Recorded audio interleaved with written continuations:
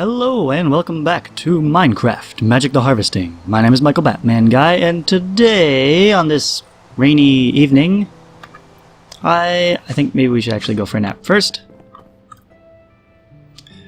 Alright, I have figured a few things out and discovered a few more problems in our quest to grow rainbow curry for mana production. First of all, tweaking Donnie here was actually quite easy. I go to the mana program here. My issue was the redstone output function right here. Kept telling me, oh, you got a string, I need a boolean, or you got a boolean, I need a string. What I actually needed was both. It didn't really make that clear, so I had to look it up online how this is supposed to function. It needs a side, the front, and what you want the redstone to be set to, on or off. So now I've told it to turn on, wait 3 seconds, and then turn back off again. And this has worked pretty well. Go ahead and run. He zips over there, turns it on. This spits out a toast. And the Gormarillus takes a little while to get going. And, oh, we might have another problem here. Hang on, I can fix this. This is the other problem I ran into.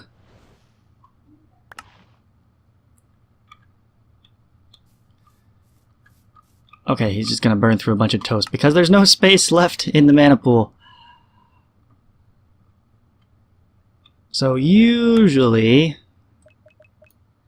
you are okay, stop. Just hold it right there. Do we have room in the mana pool? Can this mana spreader finally spread? I don't know why it's not emptying. Are we done here? You're not? Here, what if I rebind you? There we go. Okay, now it's blinking. Alright, now we should stay blinking, and we've got Donnie set to, of course, wait half a second after the redstone stops to check to make sure, is it really stopped, or is it going to blink again? And then once this finally lets out, almost there. That's done. This will empty. Then this will stop. And then he should... Let's restart the program again. Okay. Then he comes. Gives it a toast. Remember, this ate the toast, but there! The mana took just a couple seconds to pop up there. But by the time he gets back, this is blinking again. So that should run through our supply of toast quite nicely. Turn it all into mana.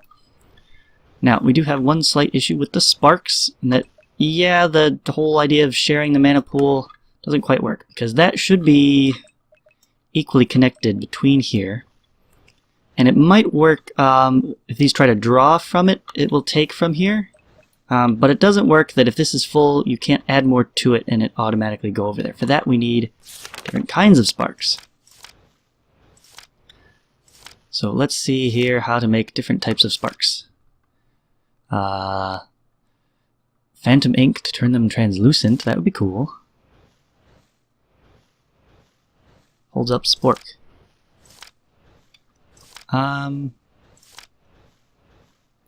Maybe it's an elven spark? I don't know, we got all kinds of new things. The Spark Tinkerer, aha! We can modify the augments placed on sparks. Placing it adjacent to mana pools or other blocks with a spark attached will connect it to those blocks. Right click it with a spark augment. We'll put the augment on the block. Can be removed by right clicking again. Randomly pick a spark, those connected to it that have a different augment from the one stored, and swap the augment with the spark. Well, that's interesting. Rock, elementium, and redstone, huh?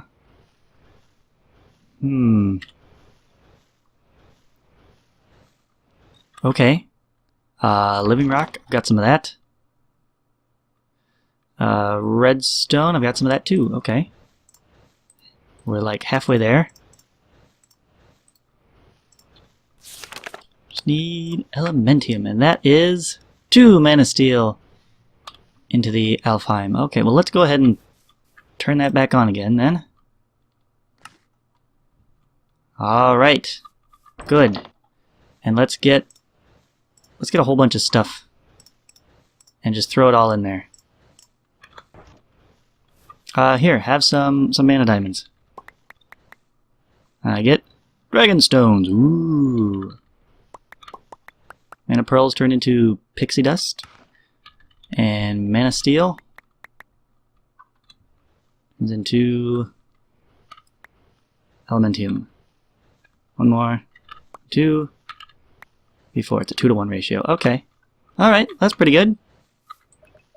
Are you gonna stay? Ooh, that's a lot. Yeah, I don't know about this. Okay, we better work on this thing. Okay, Spark Tinkerer. So this guy needs...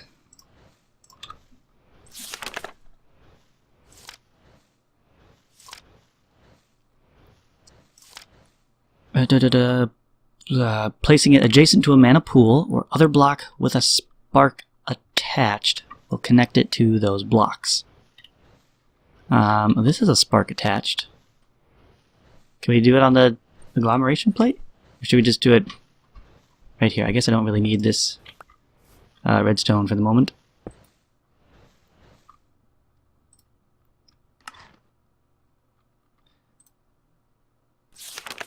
Alright, adjacent other blocks with a spark will connect to those blocks. Right-click the Spark Tinkerer with a Spark Augment.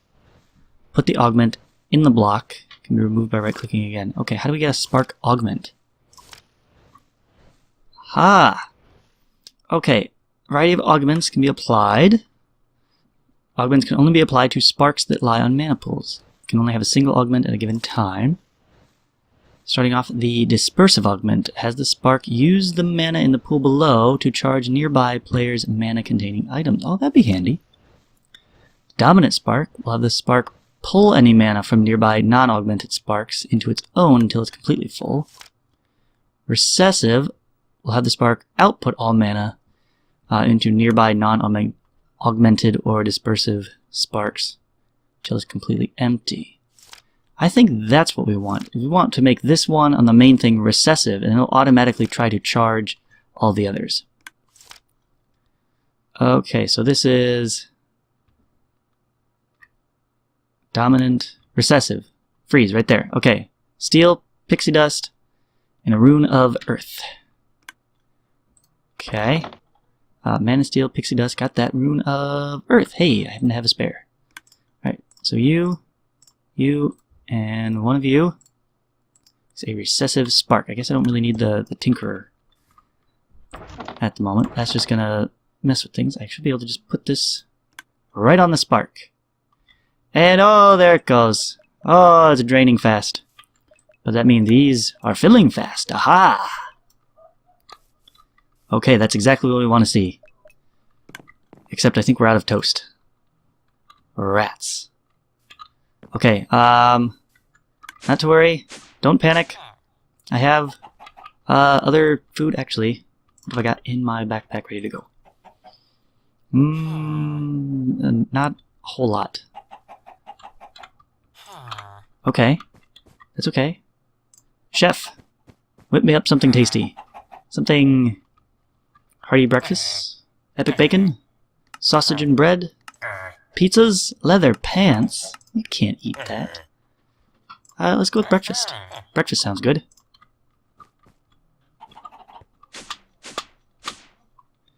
Alright. Let's give this a test. You should have mana now. Right there it goes. Okay. Eat it up, eat it up. And you are... Why are you not stopping? This is blinking. You should freeze there. Hold still. Good lad. Alright, a little bit wasteful. That's okay. You know, if we shoot out an extra every once in a while, I'm not going to care, actually, because that's the whole point of having it be automatically farmed and harvested and crafted. It's an infinite resource. We can afford to be a little sloppy. Alright, so now we should have plenty of room in here. These are filling up, keeping the Elven Gateway wide open. Excellent.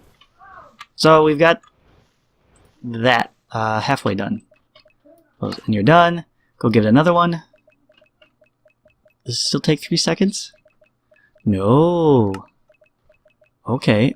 Apparently it takes longer to get started. Okay. Can I wait for him to get back here? Okay, there. Let's give this a stop. We'll go ahead and change this. 5. I think 5 is good. For the sake of efficiency. We'll have him wait a little bit longer over here. It's apparently a bigger meal. Gormorless takes longer to eat it. That makes some sense, actually. Alright, so how are we going to make that? Right, our goal is the Rainbow Curry. The whole point of getting the Elven Mana portal up and running in the first place was... Oh, it should be noted. Went ahead and switched my armor for the season. Grabbed my Santa Weave set back from the forest home there. I had to make another armor stand for the Zavisio stuff. Alright. We want a crafty crate, which we can find in here under, I think it's natural apparatus? Crafty crate, there we go. Alright, just like the open crate, except it crafts stuff. Very straightforward. Items go in. There's a visual here, that's much easier to explain. Items are numbered just like so. So the first thing that goes into it gets put in slot 1, second thing goes in slot 2, and so on and so forth. You can use placeholders to represent empty spaces, and as soon as it's all filled, or you smack it with a wand, it will attempt to craft. So the idea is I insert all the ingredients for Rainbow Curry into the crafty crate, and then it will spit out a Rainbow Curry, to which I can grab and throw inside the dispenser for the Gormorless's eating pleasure. How are we doing here? I might want to look into go ahead and upgrading the mana spreader here as well. That might... I don't know if I need it to be more efficient. I don't think I'm missing out on any mana. It's just going slower.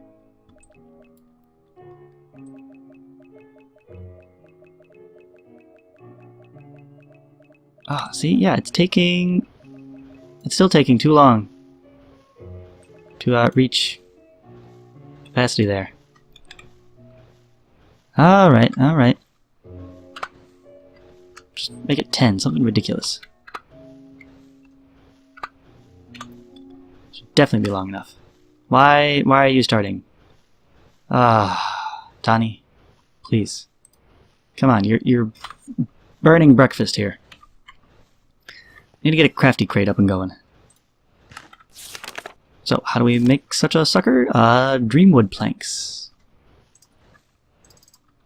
Which I think is just living wood.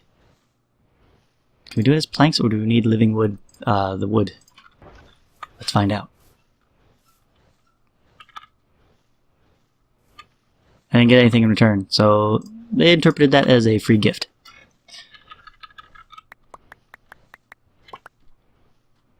There we go, Dreamwood, okay.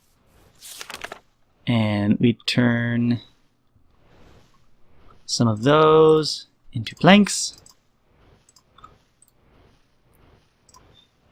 Up the sides like so. And I just need a regular old crafting station. Don't have any normal wood here. Let's go down and get some. This'll work. For those, one mature crafting table. Oh, I hope this works. It does! We have a crafty crate. Perfect. Now we just have to figure out how the heck to use this sucker. Let's put it here. That'll do. And then we could have these pipes kind of,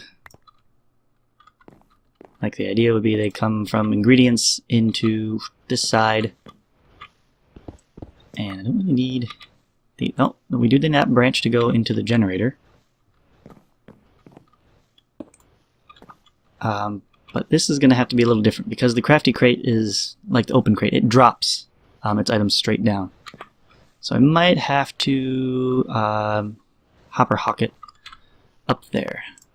The other thing, I remember to grab my energy node, which we made way back when, so that we can actually pull power from this sucker. And that should actually power the crop planter. Eventually. Holding 0 RF. Well, you're draining it. It's going somewhere. Okay, there we go. Finally figured it out, huh? So now we have most of our ingredients here. Getting the poppies and dandelions is still a yet to be determined issue. I might have to do a dark room for that. But the next stage on our problem-solving adventure is how to get these one at a time into here. Transfer node is just going to grab, well, everything, anything. We do have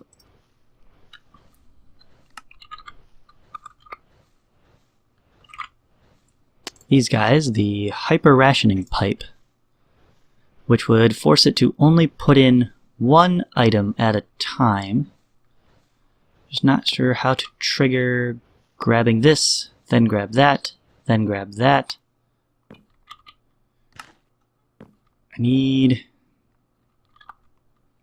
does a transfer node react to redstone? Does extra utilities have a book explain all this? Or is it just Open Blocks has their little book for explaining how these work? Transfer node items. Okay, pulled from connected inventory, search through a transfer pipe, insert as much as possible. Yeah, see, that's the part we don't want. And we'll continue until they hit a dead end, or by it, the internal buffer is empty. Nuts. It's not what we want to do. The other way is go the opposite with the retrieval node, and that pulls items out of inventory. So we would put the retrieval node on here, and it would try to grab these. But I have no way of, again, of switching from one to the other. What I might need to do...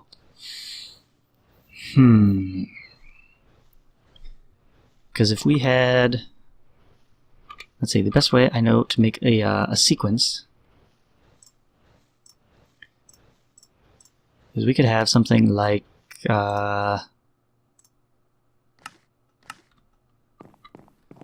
like this.